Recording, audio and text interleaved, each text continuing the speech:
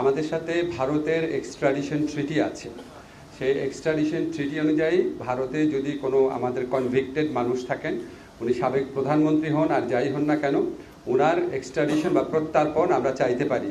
আমরা খুব দ্রুত আইন মন্ত্রণালয়ের মাধ্যমে আপনাদের জানাবো যে আমাদের এই ছাত্র জনতার বিপ্লবকালে যেই গণহত্যা ঘটেছে, যেই মানবতা বিরোধী অপরাধ ঘটেছে, সেটার বিচারের লক্ষ্যে আমরা কিছু পদক্ষেপ ইতিমধ্যে গ্রহণ করেছি, দৃশ্যমান কিছু অগ্রগতি হয়েছে, সেগুলি আপনাদের জানাবো। এখনই জানিয়ে দিচ্ছি, আমাদের ইনভেস্টিগেশন যে টিম আছে সেটা গঠিত হয়ে গেছে, প্রসিকিউশন টিম গঠিত হয়ে গেছে, আদালত পুনর্গঠনের চিন্তা চলছে।